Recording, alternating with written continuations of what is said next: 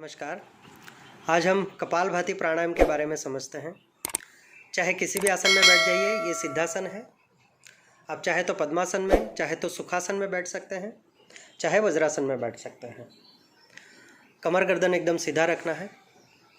कपालभाति प्राणायाम में आपको ध्यान रखना है, सिर्फ सांस को छोड़ना है और झटके के साथ छोड़ना है और झटका पेट से आएगा। सांस को छोड़ते हुए पेट को झटका देकर अंदर की तरफ खींचना है और सांस को बाहर छोड़ना है। जब लेंगे आप सांस को तो पेट को जैसे ही बाहर छोड़ेंगे सांस अपने आप आ जाएगी, लेने की ज़रूरत नहीं है। एक बार समझते हैं। ज़ोर से झटका देंगे और सांस को बाहर छोड़ना है।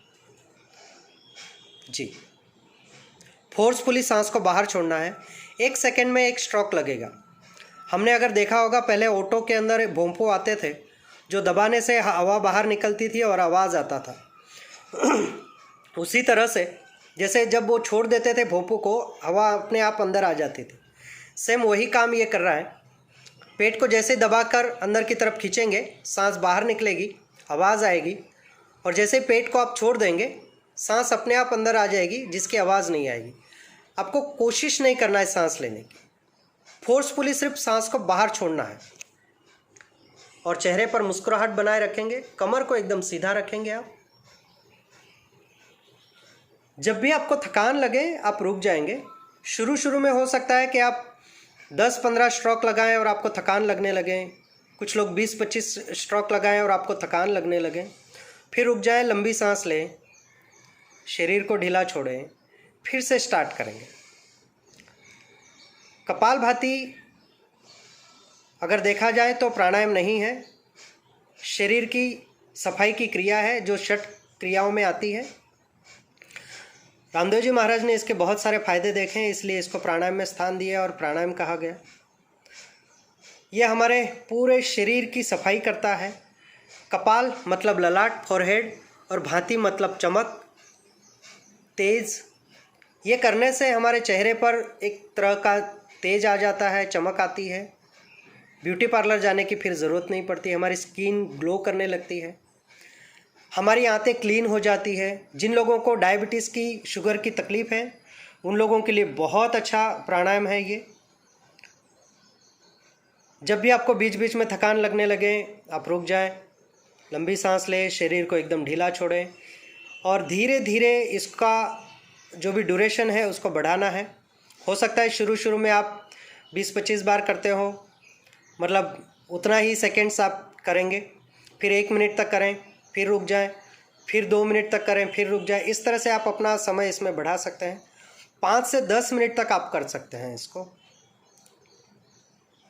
ये कपालभाति प्राणायाम है। इससे आपकी श्वास नलियाँ भी शुद्ध होती है, लंग्स आपके शुद्ध होते हैं, ब्लड सर्कुलेशन अच्छी तरह से होने लगता है।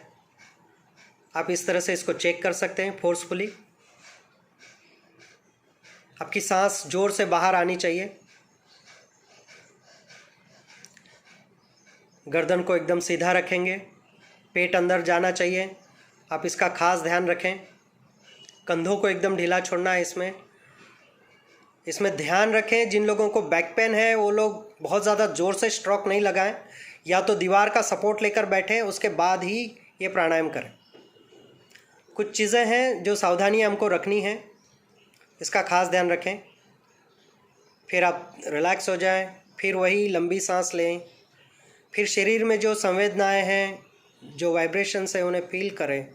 ये करना बहुत ज़रूरी है। ऐसा नहीं कि ये हो गया और तुरंत आप उठ गए, तुरंत आंखें खोल दी, ऐसा नहीं करना है। लंबी सांस लेते रहें। आपके शरीर में जो वाइब्रेशंस है, आपकी हार्ट बीट्स जो तेज़ हुई है, वो जब तक नॉर्मल नहीं हो जाती तब तक लंबी सांस लेते रहें।